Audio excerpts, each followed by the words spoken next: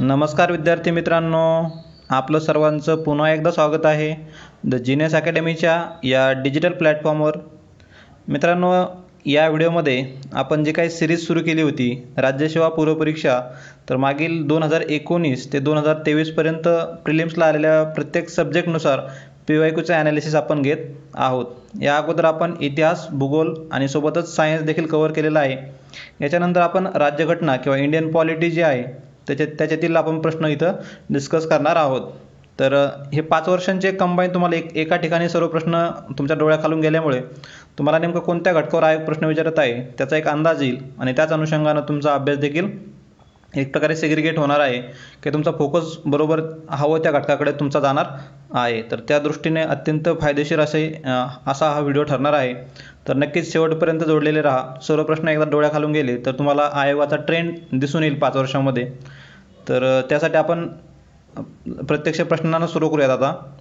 तर बघूयात पहिला प्रश्न काय विचारला आहे तो.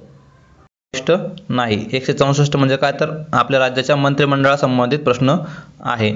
आता मुख्यमंत्र्याचे 2-3 जे काही कलम आहेत ना, ते महत्त्वाचे आहेत बघा. मागच्या वेळी आयोगानं कंबाईनला विचारलं होतं, आय थिंक तो 167वा कलम विचारलं, मुख्यमंत्र्यांची कर्तव्ये. तर ते महत्त्वाचा कलम आहेत. त्याच पद्धतीने 164 आणि 163 हे देखील महत्त्वाचे कलमी आहेत. तर 164 मध्ये कशाचा समाविष्ट होत नाही ते बघूयात आपण. मुख्यमंत्र्यांची नियुक्ती राज्यपालाद्वारे केली जाईल, बरोबर आहे. मंत्रिमंडळ राज्याच्या विधानसभेला एकत्रितपणे जबाबदार असणार नाही. तर काही मित्रांनो असे स्टेटमेंट्स आहेत ना, ते आपल्याला वाचल्याबरोबर कळतात की हे थोडेसे वेगळे आहेत किंवा काहीतरी चुकीचं वाटतं याच्यामध्ये. मागच्या याच्यामध्ये जर प्रश्नामध्ये जर बघितलं आपण तर बघा, विक्रांची क्रियाशीलता तापमानावर अवलंबून नसते. वेगळं वाटतंय, काहीतरी चुकीचं वाटतंय. लगेच तिथं आपलं थोडंसं काय डोळे कान सगळं सावध झालं पाहिजे. इथं देखील तसंच आहे, एकत्रितपणे जबाबदार असणार नाही हे चुकीचं आहे. मंत्रिमंडळ हे राज्याच्या विधानसभेला एकत्रितपणे जबाबदार असते, त्यामुळे 2 विधान चुकीचं आहे. तर समाविष्ट नाही विचारले म्हणजेच पर्याय क्रमांक 2 इथं योग्य उत्तर मिळेल. तर बाकीचं देखील तुम्ही वाचून घेऊ शकता. इतर मंत्र्यांची नियुक्ती राज्यपाल मुख्यमंत्र्यांच्या सल्ल्यानुसार करतात आणि जो मंत्री कोणत्याही सलग 6 म्हणजे एखाद्या विधानसभेचा आणि विधान परिषदेचा जर सदस्य नसेल तर तो मंत्री म्हणून राहणार नाही 6 महिन्याच्या कालावधीनंतर. तर पर्याय क्रमांक 2 इथं योग्य उत्तर ठरेल या प्रश्नाचं. नंतर 72वा प्रश्न बघूयात. व्यक्तीचे भारतीय नागरिकत्व संपुष्टात येते. आता भारतीय नागरिकत्व कधी संपुष्टात येते ते त्यांनी विचारलेलं आहे. कधी, तर व्यक्तीने स्वेच्छेने अन्य देशाचे नागरिकत्व स्वीकारले तर, बरोबर आहे. भारताचा नागरिक आहे, त्यानं अमेरिकेचे नागरिकत्व स्वीकारलं तर त्याचं भारतीय नागरिकत्व हे संपुष्टात येते.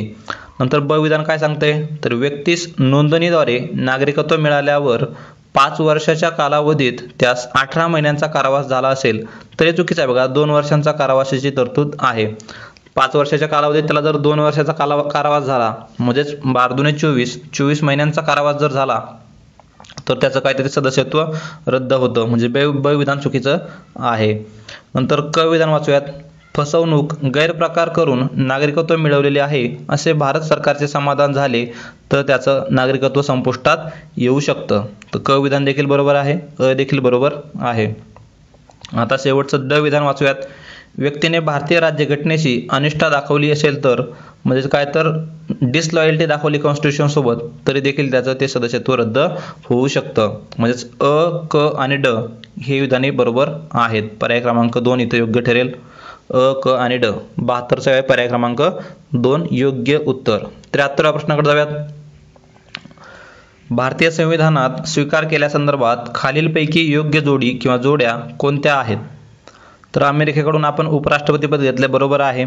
कॅनडाकडून केंद्र सरकारसाठी युनियन ही संज्ञा, जे काही सेंटर संबंधित महत्त्वाच्या प्रोव्हिजन्स आहेत त्या कॅनडाकडून घेतल्यात आपण, ते देखील बरोबर आहे. दक्षिण आफ्रिका जी काय आपली साऊथ आफ्रिका आहे त्याच्याकडून राज्यसभाची निवडणुकीची पद्धत आपण घेतलेली आहे. बेसिक प्रश्न आहे, सर्वांनाच माहीत असणार आहे हा. आणि आयर्लंडकडून काय घेतलंय, तर राष्ट्रपतीकडून राज्यसभेत जे काय आपण सदस्य नॉमिनेट करतो, नॉमिनेटेड मेंबर्स इन राज्यसभा, तर ते आपण आयर्लंडकडून घेतलेले आहेत. तर सर्व विधाने बरोबर आहेत, म्हणून पर्याय क्रमांक 4 अ, ब, क आणि ड सर्व विधाने बरोबर आहेत. 73चा आहे पर्याय क्रमांक 4 इथं योग्य उत्तर. आज यासोबतच बाकीच्या देशांकडून आपण काय घेतलंय ते देखील आपण एकदा नजरेखालून घालणं अपेक्षित आहे. पॉलिटीचे तसे सोपे प्रश्न आयोगाने विचारलेले आहेत. 74वा प्रश्न बघूयात. आता हा थोडासा लक्षपूर्वक अटेम्प्ट करणं गरजेचं होतं प्रश्न. संसदीय राजभाषा समितीचा किंवा चे मुख्य उद्देश खालीलपैकी कोणते किंवा कोणता आहेत? आता संसदीय राजभाषा committee of parliament on official language, तर त्याचा उद्देश काय होता ते विचारलेलं आहे. त्याचा उद्देश काय होता, तर संघाच्या म्हणजे युनियनच्या अधिकृत उद्दिष्टांसाठी हिंदी भाषेच्या वापरात झालेल्या प्रगतीचा आढावा घेणे आणि हिंदीचा वापर वाढवण्यासाठी शिफारसी करणे ही त्याचं मुख्य उद्देश होतं. आता यासोबतच काही खालील विधानं दिली ते वाचून घेऊयात.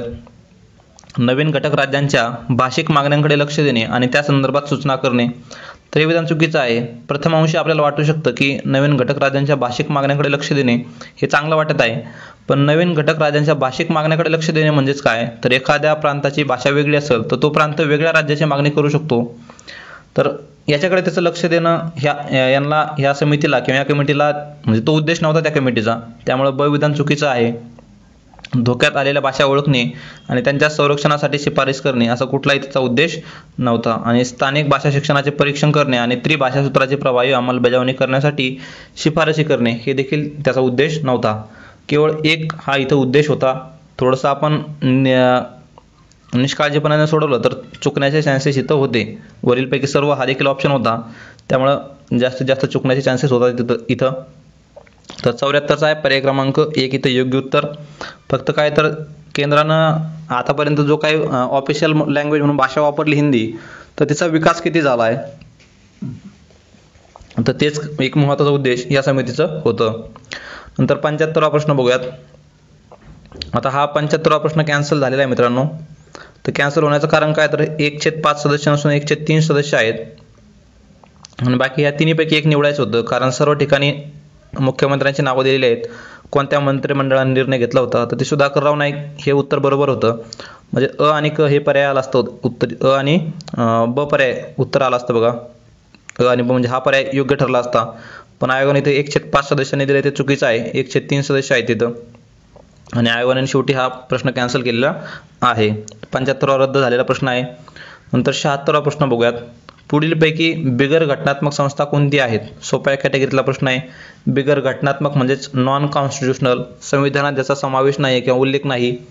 तर नीती आयोग हे देखील काय तर बिगर घटनात्मक आहे. नीती आयोग कुठे राज्यघटनेत नाही आहे, म्हणजेच एक पाहिजे आपल्याला, म्हणजेच दुसरा पर्याय नको. नंतर राज्य वित्त आयोग, राज्य वित्त आयोगाचा समावेश आपल्या राज्यघटनेत झालेला आहे.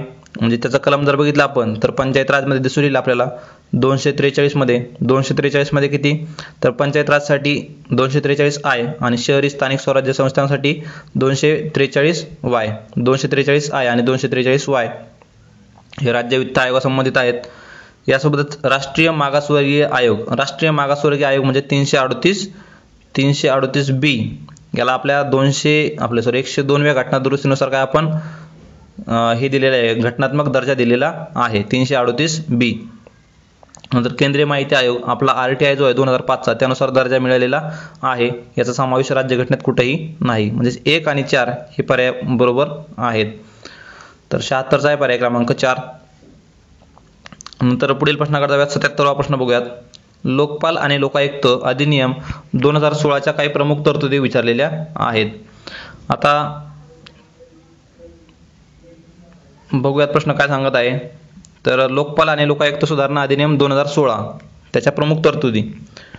तर अविधान सांगत आहे, त्याने लोकपाल आणि लोकायुक्त अधिनियम 2013 जो 16 जानेवारी 2014 रोजी लागू झाला, यात सुधारणा केल्या आहेत. म्हणजे 2013च्या कायद्यामध्ये यात 16च्या अधिनियमानुसार सुधारणा झालेल्या आहेत. बरोबर आहे. सार्वजनिक सेवकांनी म्हणजे जे काही पब्लिक सर्वंट्स आहेत, मालमत्तेचे आणि दायित्वाचे तपशील सादर करण्याच्या तरतुदीशी संबंधित असलेले 2013च्या कायद्यातील कलम 44 मध्ये देखील दुरुस्ती करण्यात आलेली आहे.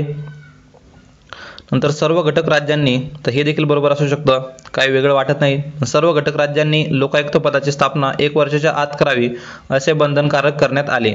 आता सर्व घटक राज्यांनी हे चुकीचं ठरतंय. मी त्या व्हिडिओमध्ये सांगितल्याप्रमाणे बघा, फक्त, सर्व आणि नेहमीच, तर हे काय थोडेसे डाऊटफुल असतात शब्द, यांच्याकडे विशेष लक्ष ठेवायचं असतं. तर आज देखील बऱ्यापैकी राज्यामध्ये लोकायुक्त हे पदच अस्तित्वात नाही आहे. त्यानुसार देखील आपण याला एलिमिनेट करू शकत होतो आणि सर्व घटक राज्यात त्यांची अंमलबजावणी करावी किंवा ते बंधनकारक आहे हे देखील चुकीचं आहे. म्हणजेच क नको आहे आपल्याला. नंतर ड विधान जर वाचलं तर दुरुस्तीद्वारे सार्वजनिक सेवकांनी मालमत्तेचे आणि दायित्वाचे तपशील 30 दिवसात सादर करण्याच्या कालावधीची तरतूद हटविण्यात आली आहे. तर 77चं जर बघितलं आपण तर आपल्याला अ ब ड हे पर्याय बरोबर दिसून येतात. फक्त क विधान चुकीचं आहे. तर सर्व घटक राज्यांना तसं काही बंधनकारक नव्हतं, त्यामुळे फक्त अ ब ड म्हणजेच क सोडता बाकी विधानेही बरोबर आहेत. नंतर 78वा प्रश्न बघूयात. 78वा प्रश्न बघूयात. राष्ट्रीय मागासवर्ग आयोगाचे कर्तव्य खालीलपैकी कोणते आहे? तर अशा ठिकाणी काय तर होलिस्टिक अप्रोच ठेवा. वरीलपैकी सर्व सामाजिक आणि शैक्षणिकदृष्ट्या मागासलेल्या वर्गाच्या म्हणजे त्यांचा काय हक्क भंग झाले असतील त्याच्या तक्रारी घेणे, चौकशी करणे, त्यांच्या काय तर आर्थिक विकासामध्ये सहभागी होणे किंवा सल्ला देणे, हे सर्वच कामं काय राष्ट्रीय मागासवर्ग आयोग करत आहे. तर 78चा आहे पर्याय क्रमांक 4 इथं योग्य उत्तर. मागं सांगितल्याप्रमाणे 338B 102वी घटना दुरुस्ती न्यायालयाला आपण घटनात्मक दर्जा दिलेला आहे. 79वा प्रश्न बघूयात. सोपा कॅटेगरीतला प्रश्न आहे. कोणती जोडी चुकीची आहे? चुकीची.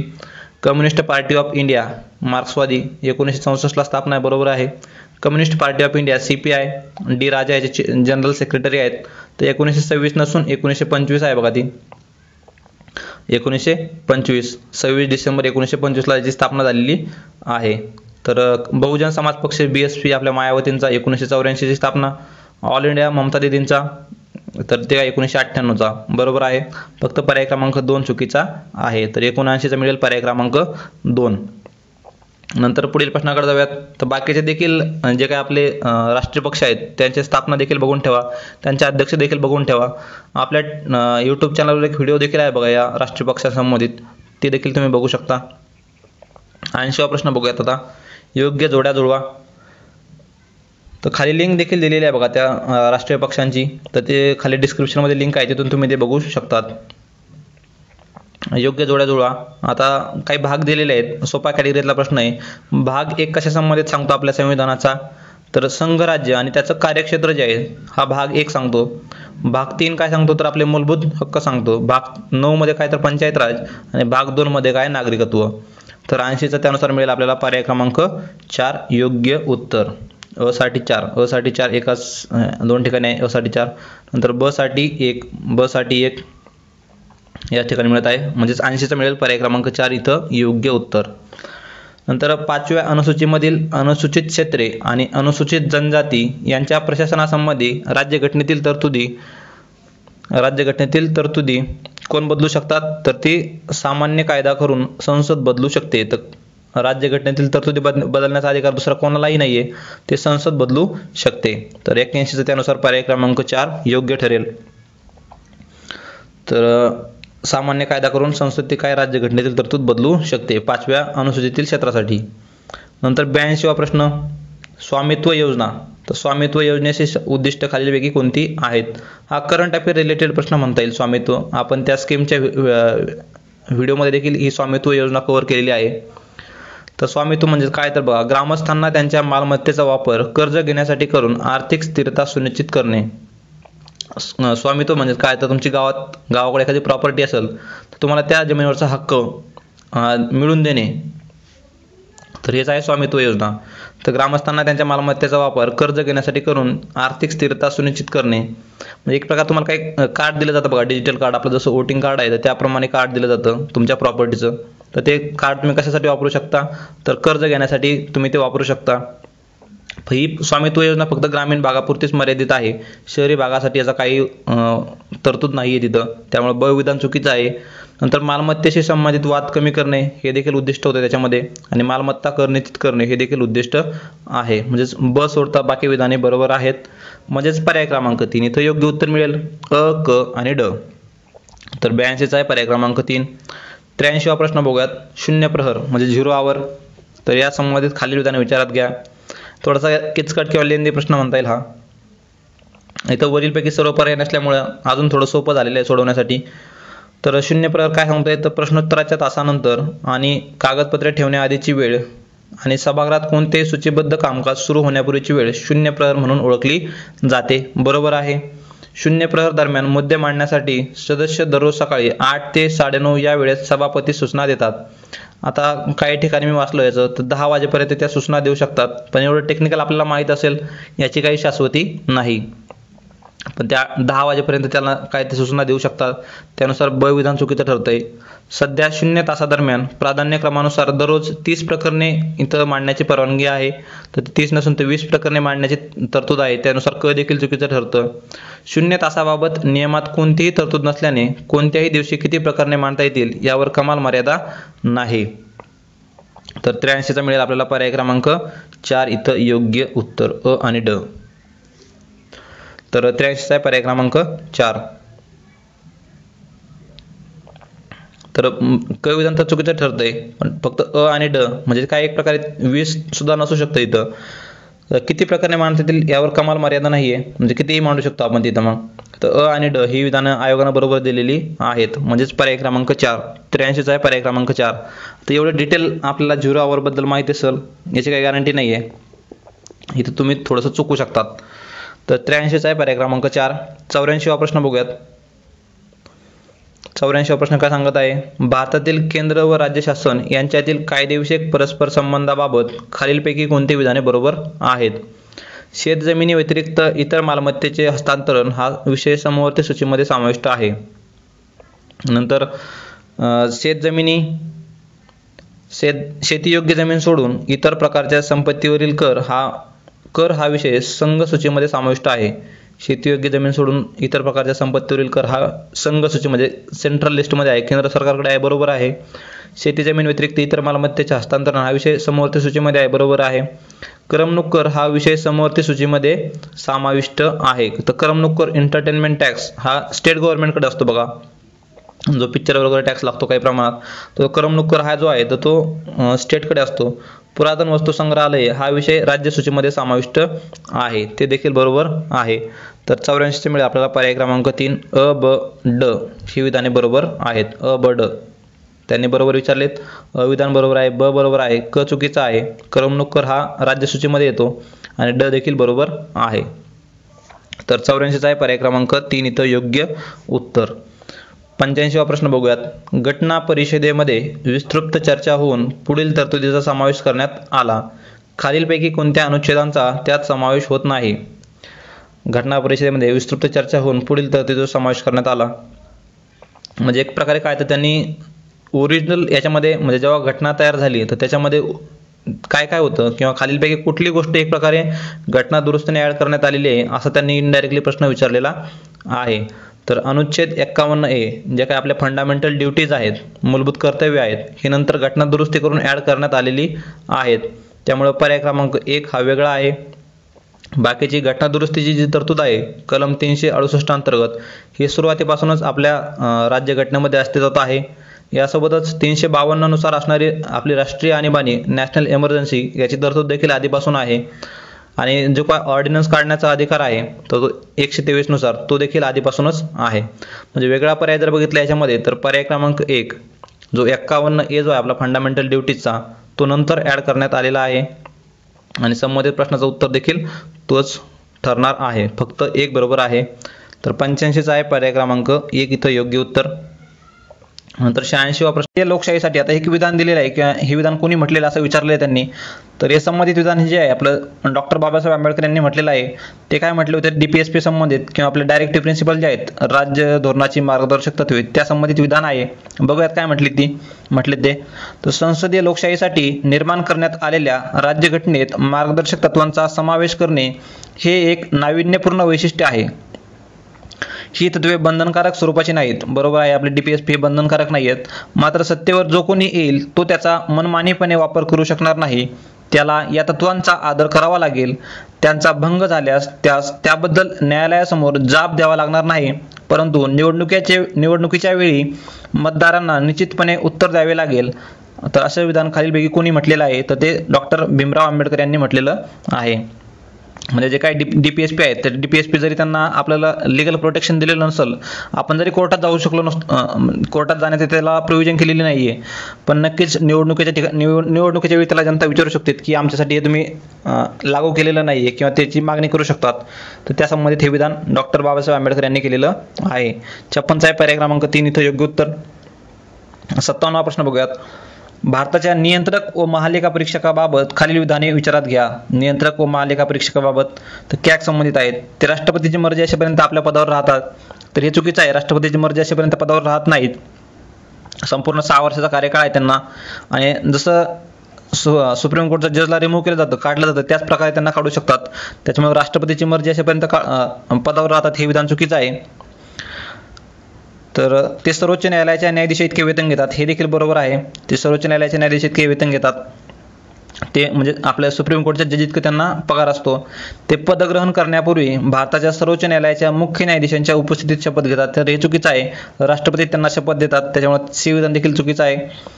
आणि डी विधान जर बघितलं, फक्त भारताच्या सर्वोच्च न्यायालयाने केलेल्या चौकशीनंतरच त्यांना राष्ट्रपती पदावरून दूर करू शकतात. तर हे चुकीचं आहे. यांना काय तर सेम सुप्रीम कोर्टचे जज जसे काढले जातात दोन्ही सभागृहामध्ये, राज्यसभामध्ये आणि लोकसभेमध्ये, जेव्हा ते बिल पास केलं जातं किंवा ते विधेयक पास केलं जातं रिमूव्ह संबंधित, तर त्याच पद्धतीनं कॅगला देखील रिमूव्ह केलं जाऊ शकतं. त्यानुसार 57 आपल्याला फक्त बी विधान बरोबर आहे. बाकी सर्व विधाने चुकीची आहेत. तर फक्त बी हे इथं योग्य उत्तर राहील. आता 2-3 व्यक्ती आहेत बघा संविधानामधले, ते त्याच्यावरती वारंवार एक प्रश्न विचारत आहे. एक आहे आपला महाधिवक्ता, नंतर महान्यायवादी. आता हे थोडेसे मराठीत पाठ करून ठेवा, आपल्या इंग्लिशमध्ये देखील पाठ करून ठेवा मित्रांनो. याच्यामध्ये कन्फ्युजन होतं. आताच कंबाईनच्या ग्रुप बी मध्ये बऱ्याच जणांचा तो प्रश्न चुकलेला आहे बघा. महाधिवक्ता आणि महान्यायवादी.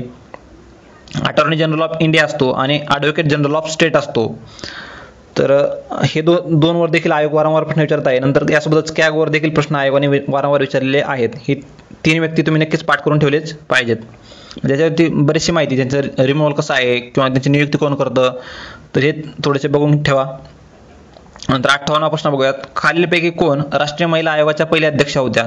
तर राष्ट्रीय महिला आयोगाच्या पहिल्या अध्यक्ष कोण आहेत? तर जयंती पटनाईक. 58 आहे पर्याय क्रमांक 1. तर असे फुलटॉस आले की डायरेक्ट बाउंड्रीच्या बाहेरच फेकायचे मग. तर काय ह्याचा संबंधित प्रश्नाचा पर्याय क्रमांक 1 इथं योग्य उत्तर आहे. जयंती पटनाईक हे त्याच्या पहिल्या अध्यक्ष होत्या. आणि सध्या कोण आहेत? तर त्या रेखा शर्मा हे त्याच्या अध्यक्ष आहेत. रेखा शर्मा, पहिल्या जयंती पटनाईक.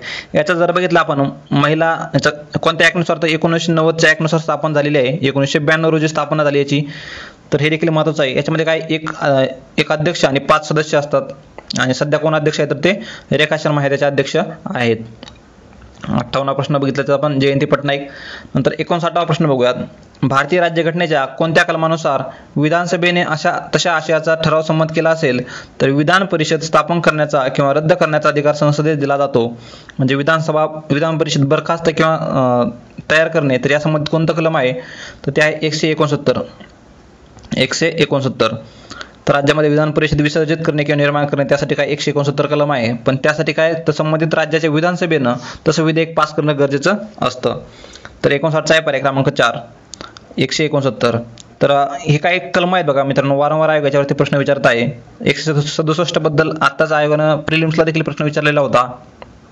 म्हणजे मुख्यमंत्र्यांची कर्तव्य कोणती आहेत, तर ती होती 167 मध्ये. नंतर 68 मध्ये काय, तर राज्यामधील विधानमंडळाची रचना आहे. नंतर हे एक कलम देखील आयोगाचं फेवरेट आहे. राज्यामध्ये विधान परिषद विसर्जित करणे किंवा निर्माण करणे. तर 170 मध्ये काय, तर विधानसभांची रचना आहे. आणि 171 मध्ये विधान परिषदांची रचना आहे. तर हे देखील लक्षात ठेवा. नंतर 60वा प्रश्न बघूयात. भारताचे राष्ट्रपती राज्यघटनेच्या कोणत्या अनुच्छेदातील तरतुदीनुसार सर्वोच्च न्यायालयाकडून सल्ला मागू शकतात? तर सर्वोच्च न्यायालयाकडून सल्ला कोणत्या कलमांतर्गत? तर 143 याचा वेगळा अर्थ घेऊ नका, फक्त कलमच लक्षात ठेवा तुम्ही. इथं 60चा आहे पर्याय क्रमांक 4. म्हणजेच काय, तर एक प्रकारे सर्वोच्च न्यायालयाला काय, राष्ट्रपतींना सर्वोच्च न्यायालयाबद्दल थोडंसं विशेष प्रेम आहे. त्या अनुषंगाने आपण लक्षात ठेवू शकतो 143. आणि त्यानुसारच ते सल्ला मागत असतात. राष्ट्रपती हे सर्वोच्च न्यायालयाकडून सल्ला मागत असतात. 60चा आहे पर्याय क्रमांक 4 इथे योग्य उत्तर. नंतर 61वा प्रश्न बघूयात. 44वी घटना दुरुस्ती अधिनियम 1978 द्वारे खालीलपैकी कोणत्या तरतुदी करण्यात आल्या आहेत? आता 44वी घटना दुरुस्ती आणि 42वी घटना दुरुस्ती महत्त्वाच्या 2 घटना दुरुस्ती आहेत. बरेचसे जे काही नियम किंवा घटना दुरुस्त्या झालेल्या आहेत त्या आपल्या इमर्जन्सीच्या दरम्यान झालेल्या आहेत. 42वी घटना दुरुस्ती ही इमर्जन्सीच्या काळातच झाली आणि नंतर पुन्हा जनता पक्षाचं सरकार आलं, त्यांनी पुन्हा 42व्या घटना दुरुस्तीने ज्या काही इंदिरा गांधींना सुधारणा केल्या होत्या त्या पुन्हा त्यांनी पूर्ववत केलेल्या आहेत 44व्या घटना दुरुस्तीनुसार जनता पक्षाने किंवा जनता पार्टीने. आता काय काय याच्यात सुधारणा झाली आहे 44व्या घटना दुरुस्तीनुसार. तर 61 जर बघितलं आपण तर याच्यामध्ये अखिल भारतीय न्यायिक सेवा निर्माण करण्याबाबत तरतूद करण्यात आली, तर हे विधान चुकीचं आहे मित्रांनो. हे 42व्या घटना दुरुस्तीनुसारच करण्यात आलेलं होतं, त्याच्यामुळे ए विधान चुकीचं आहे. लगेच चेक करत चालायचं ए विधान बरोबर कुठे दिलेलं आहे त्यांनी, तर ए हे चुकीचं आहे, हे देखील चुकीचं आहे. आता सी, डी आणि बी, सी पैकी आपल्याला बघायचं आहे. मंत्रिमंडळाने दिलेला सल्ला एकदा पुनर्विचारार्थ परत पाठवण्याचा राष्ट्रपतीस अधिकार देण्यात आला, तर हे बरोबर आहे. तर मंत्रिमंडळाने दिलेला जो काही सल्ला असणार आहे तर तो पुनर्विचारासाठी परत पाठवण्यास राष्ट्रपतीस अधिकार देण्यात आला. आणि 42व्यानं काय केलं होतं, तो त्यांच्यावर बंधनकारकच केला होता. मंत्रिमंडळाने सल्ला दिला तर तो राष्ट्रपतीला त्यांना फॉलोच करावा लागत होता. पण 44व्या घटना दुरुस्तीनं काय केलं तर तो एकदा पुनर्विचारासाठी पाठवू शकतात राष्ट्रपती, ही तरतूद करण्यात आली. त्याच्यामुळे बी विधान बरोबर आहे. बी विधान बरोबर म्हणजे फक्त पर्याय क्रमांक 4 आपल्याकडे शिल्लक राहील, बी आणि सी. 61 त्यानुसार मिळेल आपल्याला पर्याय क्रमांक 4 इथं योग्य उत्तर. आता बाकीचे विधान देखील बघून घेऊयात. राष्ट्रीय आणीबाणीच्या काळात अनुच्छेद 20 आणि अनुच्छेद 21 अन्वये हमी दिलेले मूलभूत अधिकार निलंबित करता येणार नाहीत अशी तरतूद करण्यात आली. म्हणजे जी काय आपली इमर्जन्सी लागते तर इमर्जन्सीच्या वेळी काय तर सर्व आपले हक्क निघून जाऊ शकतात, पण 20 आणि 21 हे दोन हक्क आपले कधीच निघून जाऊ शकत नाहीत. 20 आणि 21 तर हे काय personal life and personal liberty आणि हे काय आपल्या शिक्षेविरुद्धचा हक्क आहे 20 आणि 21, तर हे दोन हक्क आपले कधीच काढून घेऊ शकत नाही कोणीच.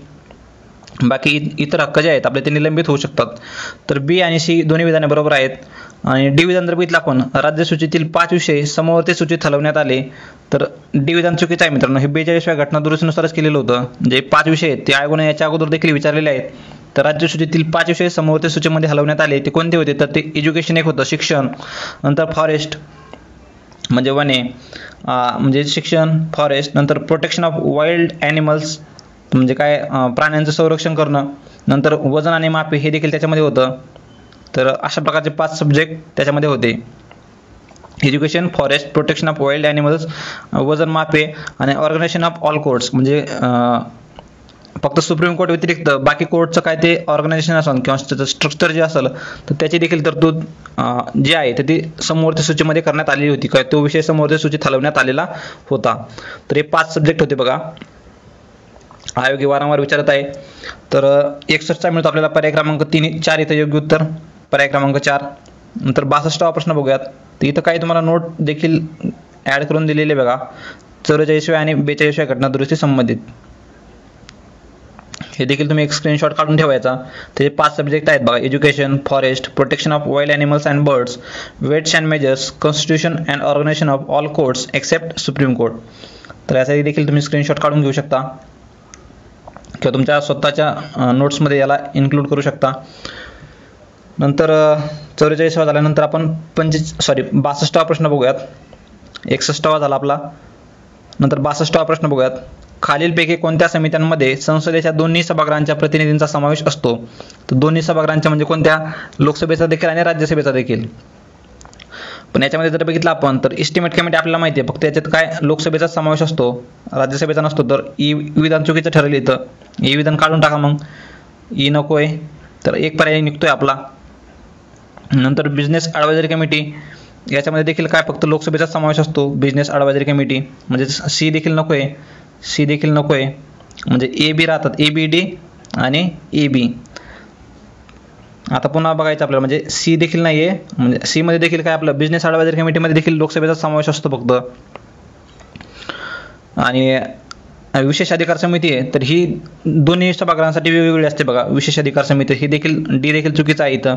फक्त ए आणि बी हेच ह्या समिती आहेत, ह्या दोन्ही सभागृहामध्ये दोन्ही सभागृहांचे प्रतिनिधी याच्यामध्ये असतात, ए आणि बी. म्हणजे अनुसूचित जाती व अनुसूचित जमाती यांच्या कल्याणासाठी समिती आणि महिला सबलीकरण समिती, ह्या दोनच समिती अशा आहेत की यांच्यामध्ये दोन्ही सभागृहांच्या प्रतिनिधींचा समावेश असतो. त्यानुसार काय फक्त ए बी हे पर्याय इथे योग्य आहे. बाकी सर्व समित्यांमध्ये फक्त लोकसभेचे सभासद असतात. तर 62 त्यानुसार मिळेल आपल्याला पर्याय क्रमांक 4 इथं योग्य उत्तर. आता ही committee on absence of member जे आहे, तर committee on absence of member ही फक्त लोकसभेतच असते, फक्त लोकसभेत committee on absence of members. आणि कमिटी ऑन सबऑर्डिनेट लेजिस्लेशन ही देखील फक्त काय लोकसभेतच असते.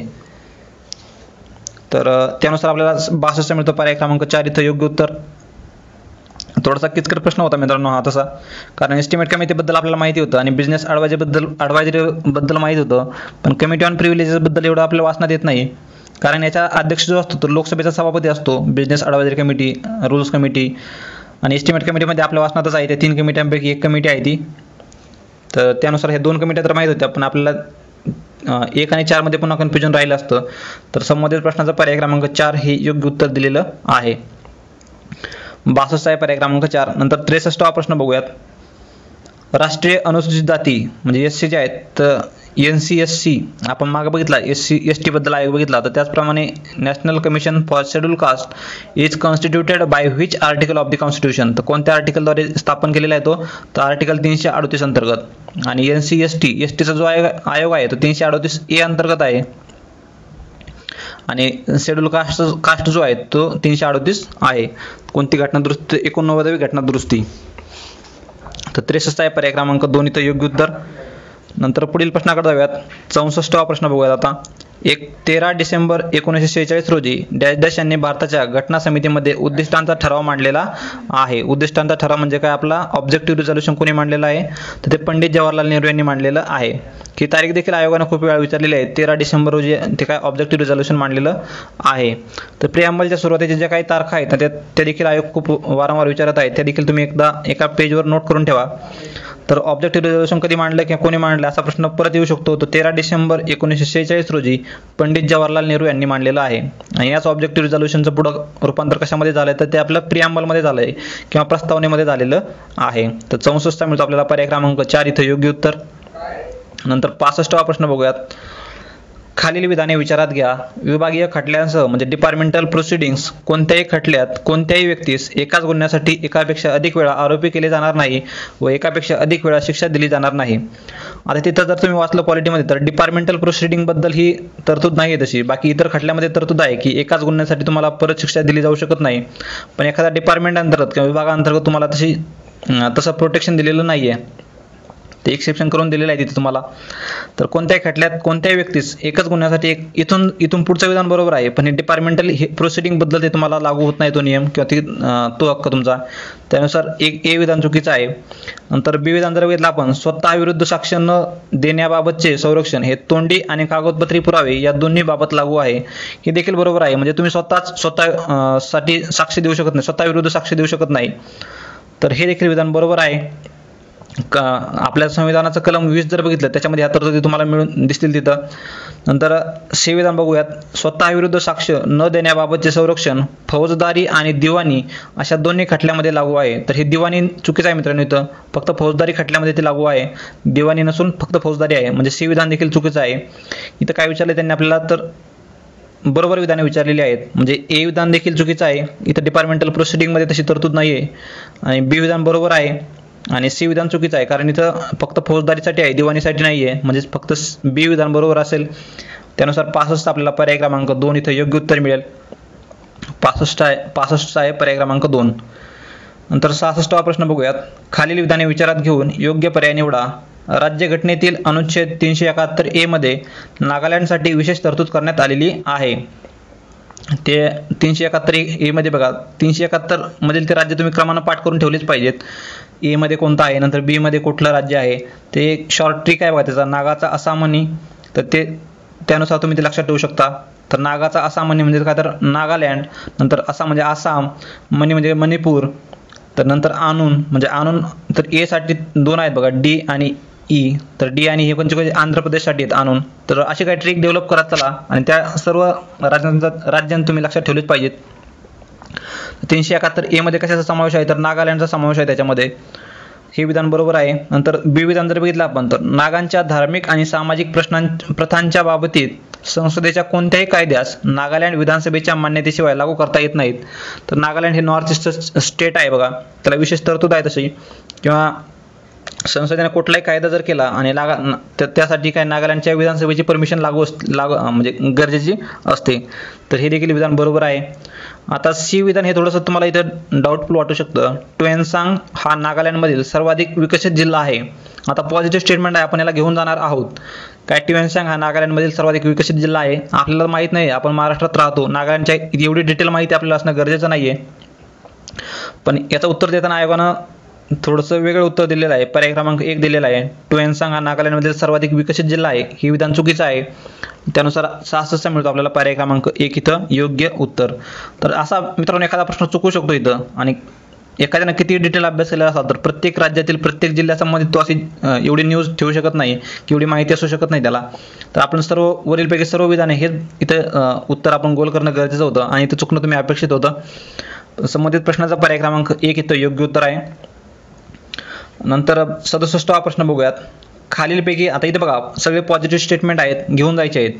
इथे काय विचारलं तर पंचसूत्री जी होती किंवा पंचशील तत्व जे होते आपली पंडित जवाहरलाल नेहरू यांनी मांडलेली, ती खालीलपैकी कोणते भारताच्या परराष्ट्रीय धोरणाचे पंचशील तत्व नाही?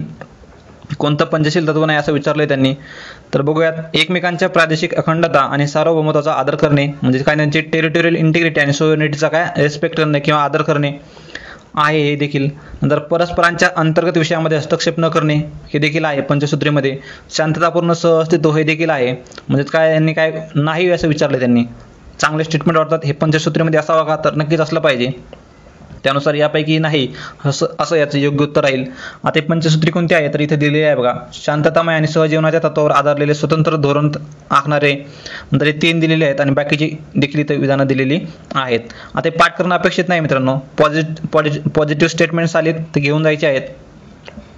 तर त्यानुसार इथं यापैकी नाही हे इथं योग्य उत्तर राहील. नंतर 68वा प्रश्न बघूयात. खालील विधाने विचारात घेऊन योग्य पर्याय निवडा.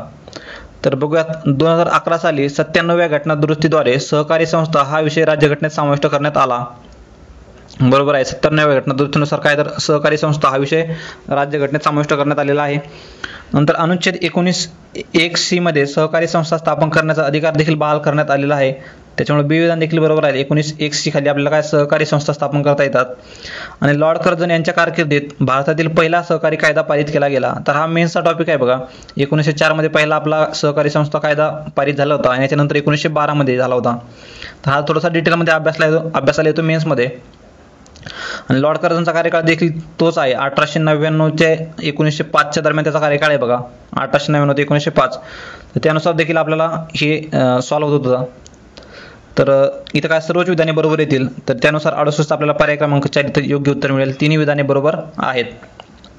तर पहिला कायदा कधी 1904 मध्ये. 19(1) खाली काय आपल्याला सहकारी संस्था स्थापन करण्याचा अधिकार दिलेला आहे. आणि 97व्या घटना दुरुस्तीद्वारे काय सहकारी संस्था हा विषय राज्यघटनेत समाविष्ट करण्यात आलेला आहे. तर पर्याय क्रमांक 4 इथं योग्य उत्तर राहील. नंतर 69वा प्रश्न बघूयात. आता हा थोडासा किचकट प्रश्न म्हणता येईल इथं. संघराज्य अथवा राज्य, म्हणजे संघराज्य म्हणजे कोणतं आपलं युनियन ऑर स्टेट, म्हणजे संघराज्य अथवा राज्य यांच्या नियंत्रणाखालील नागरी पदावर कार्यरत असणाऱ्या व्यक्तींना बडतर्फ करणे किंवा पदावरून दूर करणे किंवा पदावनत करणे, म्हणजे त्यांचे काय प्रमोशनच्या विरुद्ध म्हणता येईल त्याला. Dismissal, removal of persons employed in civil capacities under the, तर त्याला काय पदावनत करणं म्हणजे मोठ्या पदावरून त्याला खालच्या पदावर आणणे, पदावनत करणे किंवा डिसमिस करणे त्याला. तर अनुच्छेद 311 बाबत खालीलपैकी कोणते विधान चुकीचे आहे असं विचारलं त्यांनी. तर यासंबंधित थोडासा किचकट प्रश्न आहे तो. तर योग्य उत्तर याचं 3 दिलेलं आहे त्यांनी. अनुच्छेद 311 मधील तरतुदी या केवळ स्थायी किंवा कायम नागरी कर्मचाऱ्यांनाच लागू आहेत, अस्थायी कर्मचाऱ्यांना नाहीत. तर हे विधान चुकीचं आहे इथं. तर 69चा 3 इथं योग्य उत्तर दिलेलं आहे. बाकीचे विधान वाचून घेऊयात किंवा त्याला थोडंसं लक्षात ठेवूयात. इन केस रिपीट जर झाली तर फायदा होऊ शकतो तिथं. अनुच्छेद 311 खाली असलेले संरक्षण हे लष्करी सेवेतील व्यक्तींना उपलब्ध नाही. म्हणजे काय लष्करी सेवेंना उपलब्ध नाही 311 खाली संरक्षण. अनुच्छेद 311 खाली असलेल्या संरक्षणास आयुर्विमा महामंडळ म्हणजे कोणती आपली LIC नंतर ONGC are not entitled to the protection of article 311. म्हणजे वर काय सांगितलं त्यांनी, जे काय आपले मिलिटरी ऑफिसर्स आहेत किंवा मिलिटरी पर्सनल आहेत त्यांना देखील लागू नाही. नंतर LIC ONGC यांना देखील तर लागू नाही आर्टिकल 311. नंतर suspension of government servant from service is neither dismissal nor removal and is not within the scope of protection of article 311. म्हणजे शासकीय सेवकाच्या सेवेतून निलंबन, बडतर्फी अथवा पदावरून दूर करणेही नसते.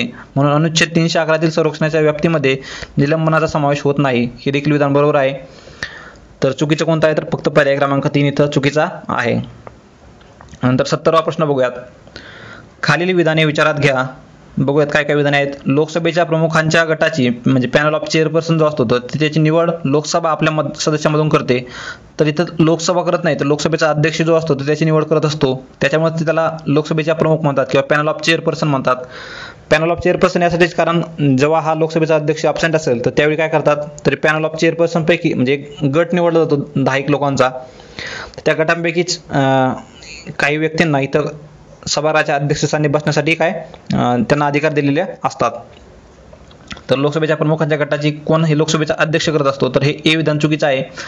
तर लोकसभा करत नसून तर लोकसभेचा अध्यक्ष करतो तो ए विधान चुकीचं आहे.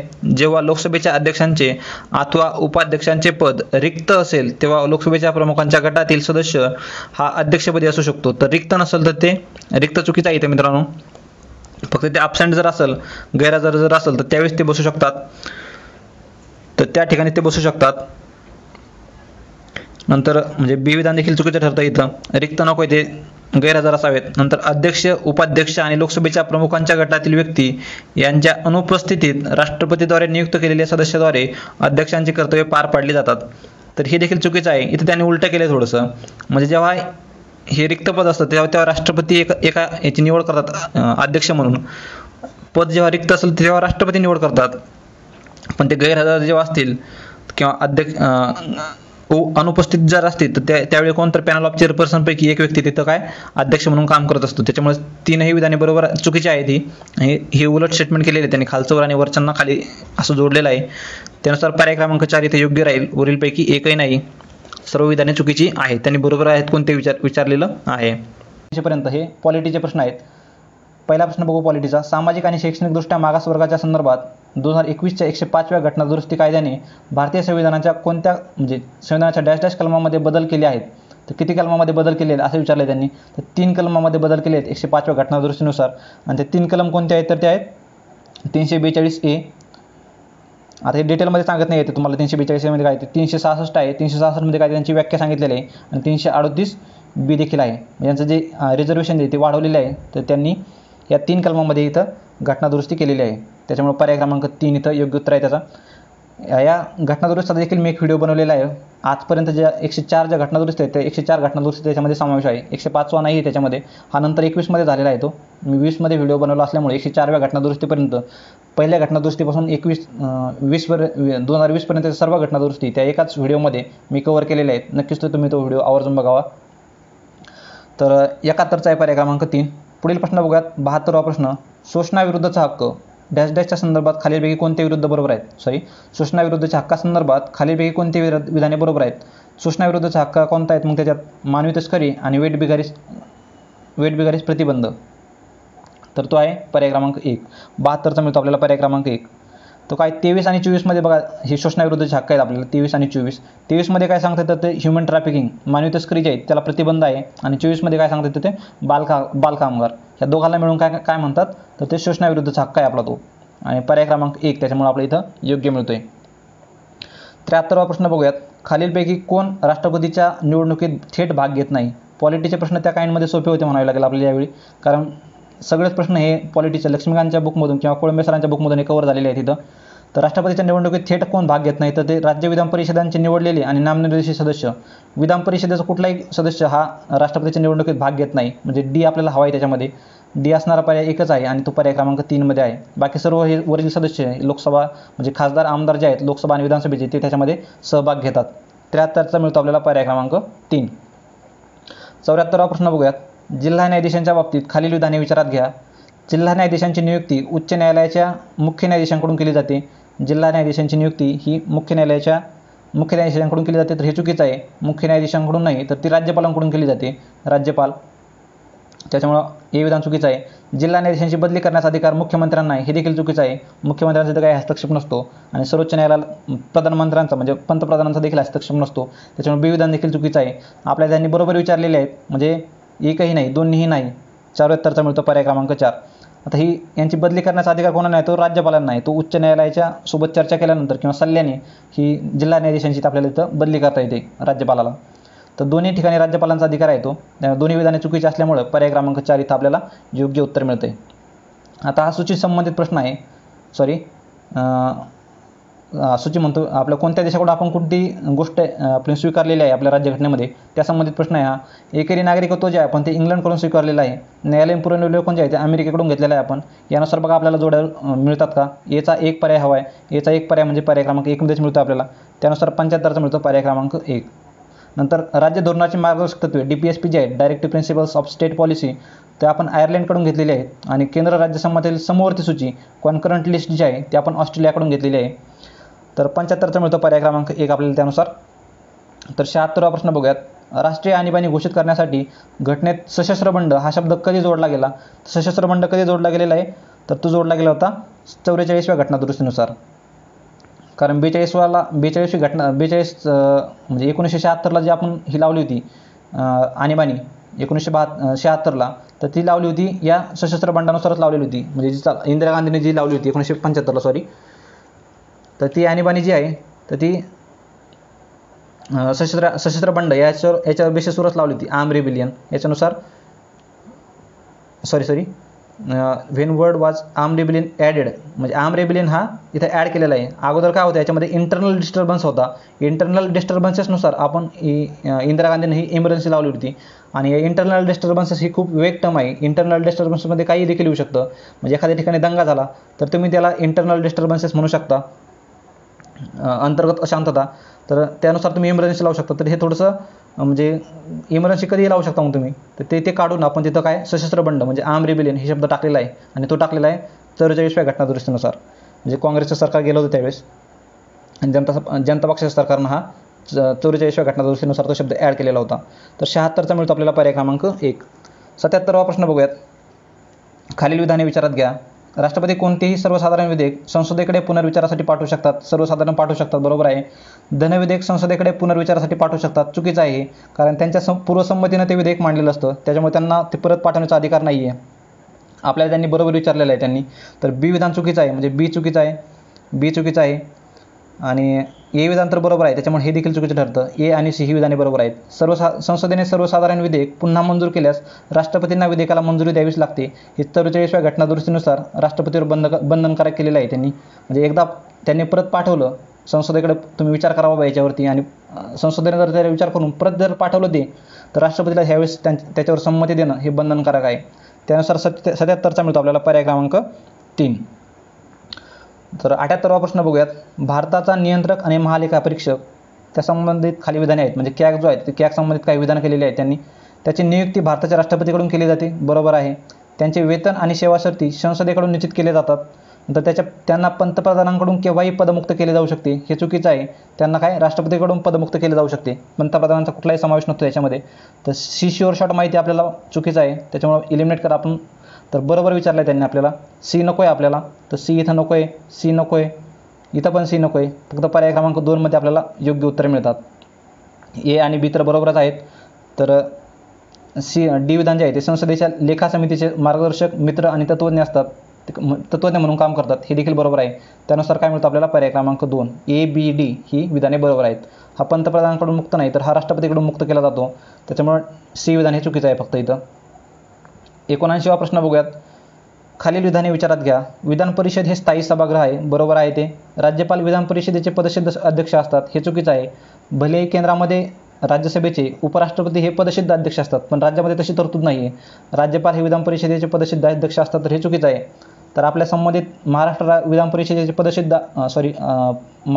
परिषदेचे अध्यक्ष कोण आहेत हे तुम्ही मला कमेंट बॉक्समध्ये नक्की कमेंट करा. तर बी विधान चुकीचं आहे. आपल्याला त्यांनी बरोबर विचारलं आहे म्हणजे बी इलिमिनेट करूयात लगेच. बी इलिमिनेट आणि पण आपल्याला ए तर शुअर शॉट माहिती आहे बरोबर आहे. मग हे चुकीचं आहे. ए आणि सी ही विधाने बरोबर आहेत. काही नामनिर्देशित सदस्य सोडल्यास विधान परिषदेचे सदस्य अप्रत्यक्ष पद्धतीने निवडले जातात तर हे बरोबर आहे. त्याच्यामुळे सी आणि हे विधाने बरोबर आहेत. पर्याय क्रमांक 3 इथं योग्य उत्तर मिळतो 79चा आहे पर्याय क्रमांक 3. 80वा प्रश्न बघूयात. तर इथं बघा कंपोजिशन देखील इथं दिलेलं आहे तुम्हाला इमेजमध्ये. ग्रॅज्युएटमधून किती निवडले जातात म्हणजे पदवीधर मतदारसंघामधून 112 सदस्य निवडले जातात. आपले किती 78 सदस्य आहेत सगळे विधान परिषदेचे महाराष्ट्राच्या. त्यानुसार 78/12 केलं तर तुम्हाला तो संख्या मिळून जाईल. नंतर टीचर्समधून म्हणजे शिक्षक मतदारसंघातून, लोकल अथॉरिटी स्थानिक स्वराज्य संस्था, नंतर असेंब्ली मेंबर जे निवडलेले विधानसभेचे आमदार आहेत ते किती निवडून देतात आणि बाकीचे राहिलेले जे आहेत ते राज्यपाल त्यांना नामनिर्देशित करत असतो, नॉमिनेट करत असतो. तर पुढील प्रश्न बघूयात आपण. 80वा प्रश्न. जम्मू आणि काश्मीर राज्य मानवी हक्क आयोगाचे अस्तित्व डॅश डॅश या दिवशी संपले. जम्मू आणि काश्मीर राज्य मानवी हक्क आयोगाचे अस्तित्व कधी संपलं, तर जेव्हापासून तो कायदा लागू झाला कायदा लागू झाला तर 31 ऑक्टोबर 2019 रोजी. 80चा आहे पर्याय क्रमांक 1, 31 ऑक्टोबर 2019 रोजी. तर आता जम्मू काश्मीरबद्दल असे बरेचसे प्रश्न येऊ शकतात फ्युचरमध्ये देखील, कारण त्यांचं युनियन टेरिटरीमध्ये रूपांतर केलेलं आहे आणि बऱ्यापैकी केंद्राचे जे ॲक्ट होते अगोदरचे ते आता तिथं लागू होण्याला सुरुवात झालेली आहे आणि त्याची तारीख ही वारंवार विचारली जाईल तुम्हाला. तर हीच तारीख त्याच्यासाठी तुम्ही लक्षात ठेवणं गरजेचं आहे. याच तारखेपासून बरेचसे कायदे तिथं लागू झालेले आहेत. सरदार वल्लभभाई पटेलांची 144वी जयंती होती. हे थोडंसं एक तुम्ही चेक करून बघा 144वी आहे का. तर मला तरी आठवतं 144वी जयंती होती. तर त्या दिवसापासून हा युनियन टेरिटरी म्हणून इथं केंद्रानं जाहीर केलेला आहे जम्मू काश्मीरला आणि लडाखला. तर 80चा मिळतो आपल्याला पर्याय क्रमांक 1. 81वा प्रश्न बघूयात. भारतीय राज्यघटनेतील 1992च्या 74व्या घटनादुरुस्ती कायद्याद्वारे शहरी भागात डॅश डॅश प्रकारच्या नगरपालिका आहेत. तर 74वी घटनादुरुस्ती झाली तर त्यानुसार किती प्रकारच्या नगरपालिका आहेत आपल्याकडं, तर 3 नगरच्या आहेत. नगरपंचायत असते, नगरपालिका आणि महानगरपालिका अशा 3 प्रकारच्या नगरपालिका या 74व्या घटनादुरुस्तीनुसार शहरी भागात ॲड केलेल्या आहेत. तर त्यानुसार 81चा मिळतो आपल्याला पर्याय क्रमांक 2.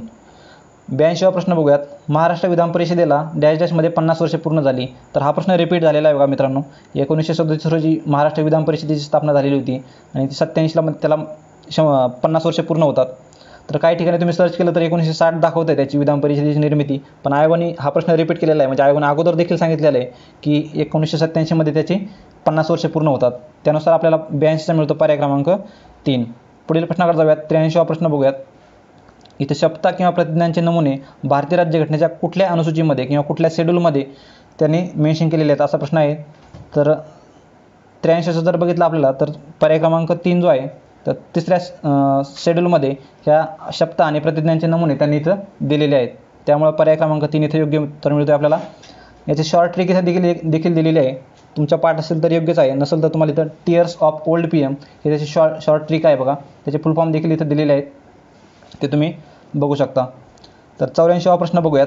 भारताच्या मार्क्सवादी कम्युनिस्ट पक्ष म्हणजे CPIM जो आहे कम्युनिस्ट पार्टी इंडियाची मार्क्सवादी, तर तिची स्थापना केव्हा झालेली आहे, तर ती झाली होती 1964मध्ये. 1962मध्ये जे चायनासोबत युद्ध झालं आपलं, तर चायनाला सपोर्ट करायचं की नाही यामुळे कम्युनिस्ट पार्टी ऑफ इंडिया जी आहे 1928ला स्थापन झालेली, MN रॉयनी स्थापना केलेली. तर त्या स्थापनेमध्ये फूट पडून 1964मध्ये 2 भागात त्याचं विभाजन झालं. एक सपोर्टमध्ये होती चायनाच्या, जी मार्क्सवादी ती सपोर्टमध्ये होती आणि त्याच्यामुळंच 1964ला इथे त्याची स्थापना झालेली आहे.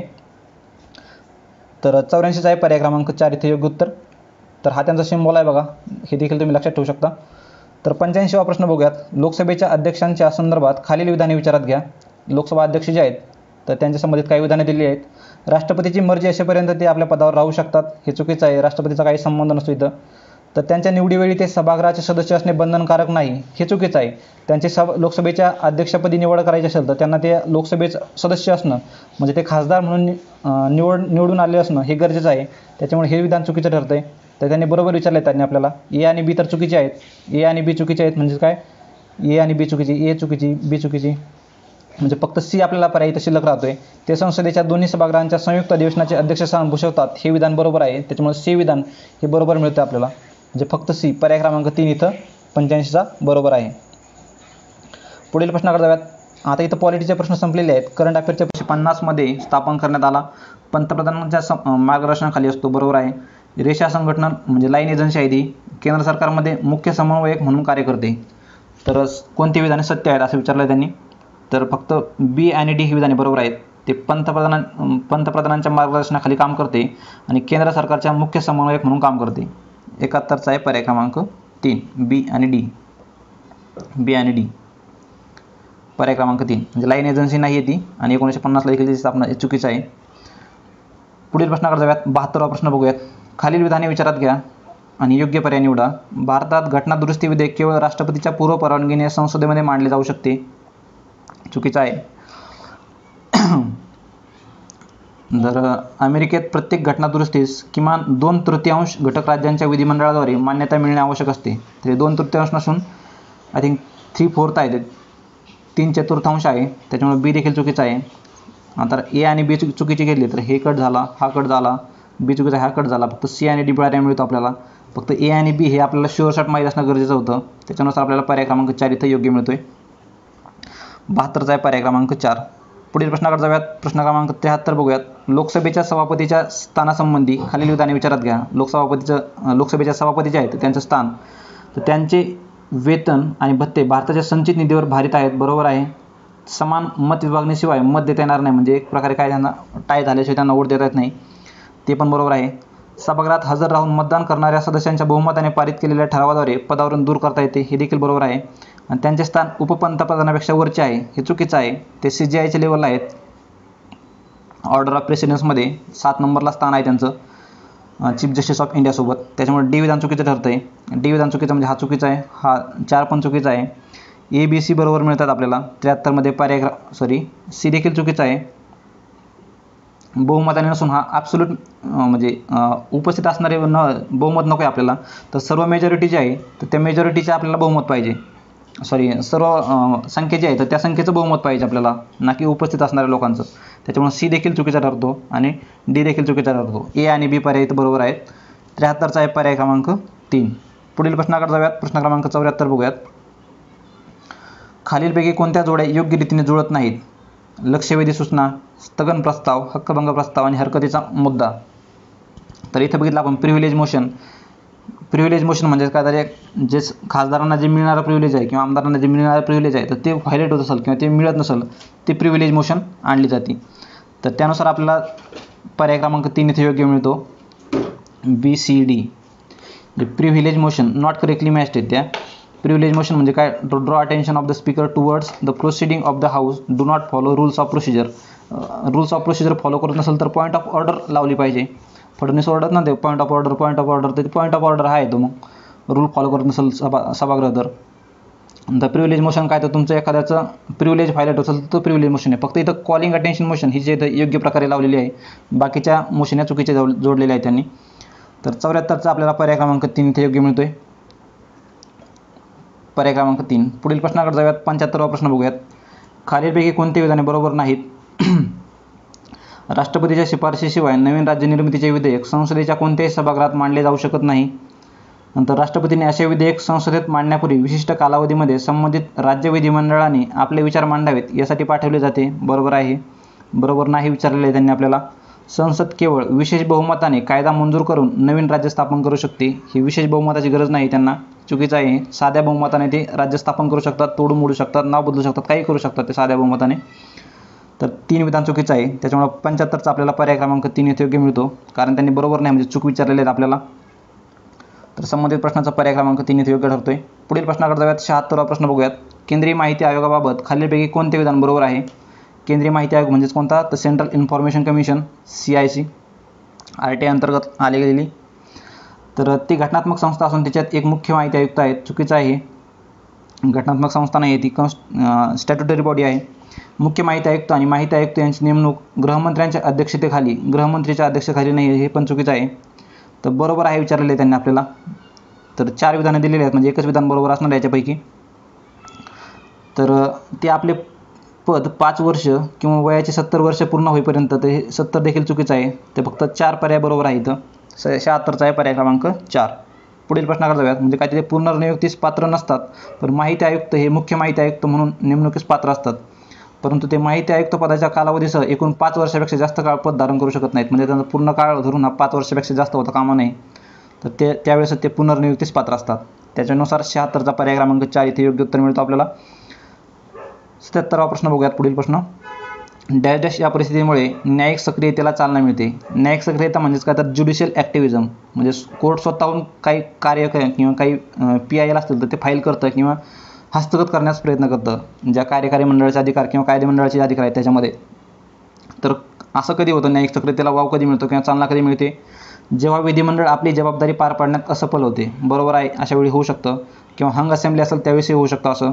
हंग असेंब्ली म्हणजेच काय, तर एक स्थिर सरकार नसणं किंवा कोणी सरकार स्थापन करण्यास तयार नसणं किंवा कोणाकडे मेजॉरिटी नसणं अशी.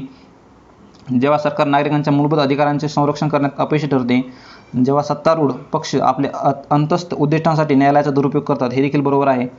तर आपण जर असं 77चं जर बघितलं आपण, तर पर्याय क्रमांक 3 जो आहे वरीलपैकी सर्व, तर तो इथे योग्य मिळतोय. कारण अशा सर्वच वेळी ही न्यायिक सक्रियता सक्रियतेला एक प्रकारे चालना मिळते. तर 77चा आहे पर्याय क्रमांक 3. पुढील प्रश्न बघूयात. 78वा प्रश्न. शेषाधिकार म्हणजे रेसिड्युटी पॉवर, जे स्टेट लिस्ट, युनियन लिस्ट किंवा कॉन्करंट लिस्ट या तिन्ही लिस्टमध्ये येत नाहीत, यादीमध्ये येत नाहीत 7व्या अनुच्छेदा परिशिष्टामध्ये. तर त्या जे शिल्लक अधिकार जे आहेत तर ते शेषाधिकार आहेत. तर शेषाधिकार हे कलम 248 मध्ये सांगितलेले आहेत. कलम 248 काय सांगतो, तर ह्या लिस्टमध्ये नसणारे अधिकार हे केंद्राला असणार आहेत. 248.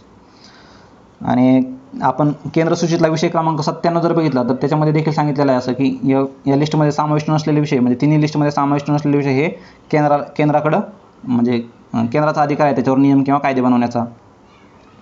तर शेषाधिकार केंद्र शासनाकडे आहेत. नंतर अधिकाराची विभागणी ही घटक राज्य आणि केंद्र शासनामध्ये केली आहे. राष्ट्रपती घटक राज्याच्या विधेयकावर निर्णायक नकाराधिकार वापरतात. केंद्र शासन हे राज्याच्या संमतीविना राज्याचे नाव, सीमा, क्षेत्रामध्ये बदल करू शकते.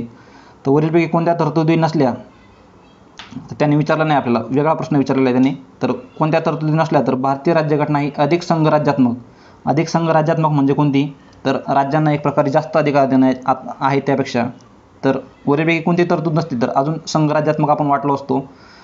तर ते शेषाधिकार हे केंद्र शासनाकडे नको होते, ते एक आहे. नंतर राष्ट्रपती घटक राज्याच्या विधेयकावर निर्णायक नकाराधिकार वापरतात, हे देखील बरोबर आहे. नंतर संमतीविना राज्याचे नाव बदलते, हे देखील बरोबर आहे. तर याच्यानुसार जर बघितलं आपण तर 78चा आपल्याला पर्याय क्रमांक 2 जो आहे तो योग्य मिळतो, A, C आणि D. कारण याच्यामध्ये राज्य आणि केंद्रामध्ये पॉवर ऑलरेडी डिस्ट्रीब्यूट केलेली आहे, त्याच्यामुळं संघराज्यात्मक स्वरूप ऑलरेडी झालेलं आहे. B नको आहे, पण असा पर्याय जो आहे तो फक्त 2 आहे, A, C आणि D. पुढील प्रश्नाकडे जाऊयात. प्रश्न क्रमांक 79 बघूयात. खालीलपैकी कोणती बाब ही भारतातील आंतरराज्य म्हणजे इंटरस्टेट काउन्सिल जे आहे तर त्या इंटरस्टेट काउन्सिल संबंधित बरोबर आहे किंवा कार्यक्षेत्रातून वगळलेली आहे. राज्यामध्ये जे तंटे आहेत तर याच्यामध्ये एक बेसिक आहे. तुम्ही कोणताही पॉलिटीमध्ये असला असेल, पॉलिटीच्या म्हणजे लक्ष्मीकांतच्या बाहेर वाचण्याची गरज देखील नाही, याला मराठी व्हर्जन देखील आहे त्याचं अवेलेबल.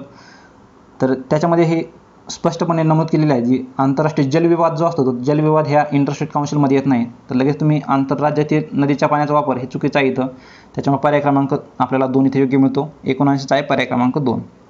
ह्याच्यासाठी हा जलविवाद जो असतो तो वॉटर डिस्प्यूट ट्रिब्युनल ह्याच्यासाठी गठीत केला जातो, त्याच्यामुळे 79चा पर्याय क्रमांक 2 इथे योग्य मिळतोय. पुढील प्रश्न बघूयात. विशेष अधिकार समिती. तर या विशेष अधिकार समिती म्हणजे कोणती, प्रिव्हिलेज कमिटी. त्याच्यामध्ये खालीलपैकी काय बरोबर नाही आहे. लोकसभेचा नियम 222 आणि राज्यसभेचा नियम 187 हे विशेष अधिकारी संबंधित आहेत. काय कळणार नाही आपल्याला, सोडून दे स्टेटमेंट, वर खालचं स्टेटमेंट वाचा. लोकसभेत 15 सदस्य असलेली विशेष अधिकार समिती ही सभापती नामनिर्देशित करतो, बरोबर आहे. राज्यसभेत उपाध्यक्ष हेच विशेष अधिकार समितीचे प्रमुख असतात, ज्या समितीत 15 सदस्य असतात. इथं 15 सदस्य नसून हे 10 सदस्य आहेत, त्याच्यामुळे 3 विधान चुकीचं आहे आणि त्यांनी आपल्याला बरोबर नाही विचारलेलं आहे त्यांनी, त्याच्यामुळे आपल्याला पर्याय क्रमांक 3 जो आहे तो चुकीचा ठरतो. इथं 15च्या जागेवर 10 असणं गरजेचं होतं. तर 80चा आहे पर्याय क्रमांक 3. पुढील प्रश्नाकडे जाऊयात. प्रश्न क्रमांक म्हणजे बघा इथं लोकसभेमध्ये किती आहेत, 15 सदस्य आहेत आणि राज्यसभेमध्ये 10 सदस्य आहेत. तर पुढील प्रश्नाकडे जाऊयात. प्रश्न क्रमांक 81 बघूयात. 81 प्रश्नामध्ये काय सांगतंय, तर हे राष्ट्रीय युवक धोरण जे आहे तर राष्ट्रीय युवक धोरणाबद्दल यांनी हा संबंधित प्रश्न आहे. तर राष्ट्रीय युवक धोरणाचा सर्वप्रथम स्वीकार 1986 मध्ये करण्यात आला. नंतर दुसरा स्टेटमेंट सांगतंय की 2003 मधील धोरणानुसार युवकाची व्याख्या 15 ते 35 वयोगटातील व्यक्ती अशी केली गेली. नंतर 2014 मधील धोरणानुसार युवकाचा वयोगटाची व्याख्या ही 15 ते 29 केली गेली. तर एकदा ह्या बघून घ्या चार्ट तुम्ही. तर पहिले धोरण जे आहे तर 1986ला नसून ते 1988ला आलं होतं, म्हणजे विधान ए चुकीचं आहे.